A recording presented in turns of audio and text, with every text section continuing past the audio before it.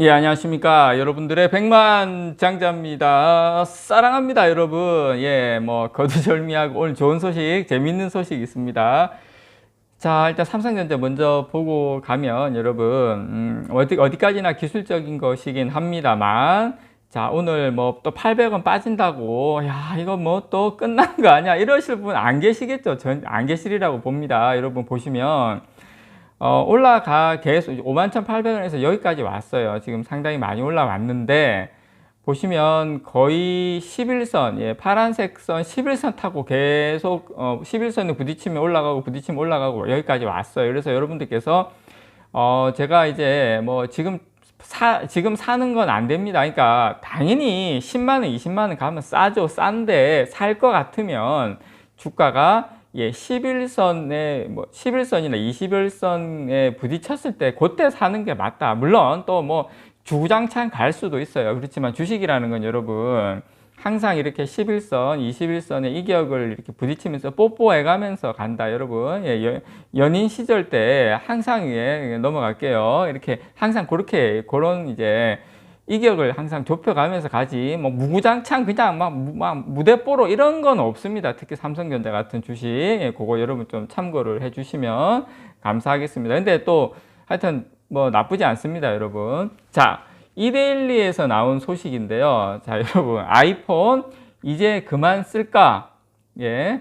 개기월식 사진 대결에 갤럭시가 압승했다. 이런 내용인데, 자, 일단 여러분, 이 사진입니다. 사진 총 4개 폰으로 찍었어요. 아이폰 13 프로맥스하고 아이폰 14 프로맥스, 그 다음에 구글의 픽셀 7, 예, 그 다음에 갤럭시 S21. 갤럭시 S21이면 여러분, 지금 우리가 쓰고 있는 게 S22 아닙니까? 제가 이제 요거 재밌는 소식이라서 여러분께 전달을 좀 드릴게요. 자, 8일 날 전 세계에 관심을 모았죠. 개기월식 사진인데, 저도 제 지인분들이 이렇게 사진 찍어가지고 막 이렇게 뭐 보내주고 하시더라고요. 그래서 이렇게 쭉 봤는데, 저는 그분 폰이 뭐 갤럭시인지 뭐 아이폰인지 그런 거 모르고 그냥 막 받았는데, 어쨌든, 이 개기월식 사진을 두고 때 아닌 삼성전자와 애플 간 이 스마트폰 카메라 성능 비교가 펼쳐졌습니다. 이게 우리나라도 아니고 미국도 아니에요. 한 일본인이 자신의 트위터에 스마트폰으로 달 사진을 찍은 뒤에 제조사별로 화질을 비교한 것이 계기가 됐는데, 재밌는 거 이게 지금 수십만 명이 이게 해당 트윗이 현재 지금 이게 달 표면을 찍은 이게 엄청나게 이제 화제가 돼가지고 11만 건 이상, 지금은 더 많겠죠. 좋아요를 지금 얻고 있다. 뭐 대부분 일본에서 얻고 있게 된 거죠. 그래서 이게 두 회사가 이제 비교가 된 건데, 이 일본인 트위트리아는 이 개기월식 사진 4장을 게재를 했는데, 이게 아이폰 13 프로 이렇게 쭉쭉쭉 갤럭시 S21 울트라인데, 이게 보시면 스마트폰별 사진 성능을 확연하게 느끼게 해줍니다. 예, 가장 두각을 나타낸 건 삼성전자 갤럭시 S21 울트라였어요.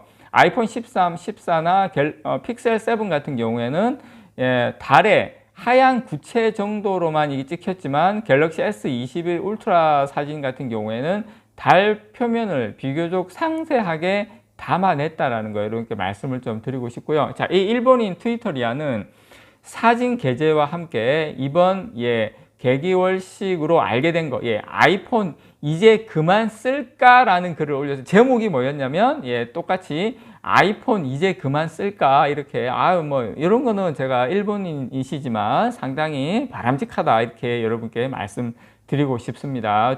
지금 국내에서는 여러분 아이폰 이러면 카메라 성능이 좋다, 이런 인식이 사실 상당히 강해요. 그래서 이제 특히 이 화사한 색감을 선호하는 여성 이용자들 사이에서 사실 인기가 많죠, 아이폰이. 그래서 감성적인 부분이 크게 작용한 것으로 보입니다. 지금 그렇지만 최근에 삼성전자 갤럭시 S 시리즈도 이 고화소, 이 고스펙 이런 카메라를 탑재하면서 사진 결과물에 대한 평가는 오히려 최근 들어서는 아이폰보다 긍정적이다. 제가 여러분 이 말씀 드리려고 하는 겁니다. 이 말씀 드리려고, 제가 그래도 영상 올리면 최소 10,000분 이상은 보기 때문에 그 중에 혹시라도 아이폰 넘어가지 마시라고, 갤럭시 쓰시는 분 갤럭시 계속 쓰시고 아이폰 쓰시는 분들은 갤럭시 넘어오라고. 제가 이렇게 우리나라 삼성전자 이렇게 제가 이렇게 한다는 거, 예, 혹시 관계자분 계시면 참조 부탁드립니다. 뭐 저한테 뭐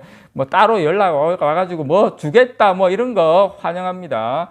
자, 그래서 지금 이 삼성 갤럭시 S도 저조도 사진부터 이 선회도가 높은 이 세부 표현까지 전반적인 사진 성능이 뛰어나다는 평가를 받고 있습니다. 그래서 상당히 많이 성능이 올라왔다라는 거 이렇게 말씀을 드리고 싶고, 실제로 그 비교 대상으로 삼은 여러분 아이폰 14 프로 맥스 같은 경우에는 가장 최신에 나온 애플의 신형 스마트폰입니다. 반면에 지금 삼성전자의 갤럭시 S21은 작년 초에 출시가 됐어요. 비교적 구형 모델이죠. 아예 구형 모델은 아니지만 아이폰 14 프로 맥스는 최신 모델이고 갤럭시 S21은 구형 모델이거든요. 그래서 사실상 신형 폰과 구형 폰 간 이제 비교였는데, 갤럭시 S21은 이 같은 차이가 무색하게 압도적인 카메라 성능을 보여줬다. 그래서